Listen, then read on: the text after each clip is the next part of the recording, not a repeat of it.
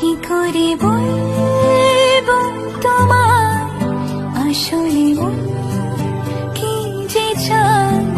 কেন সে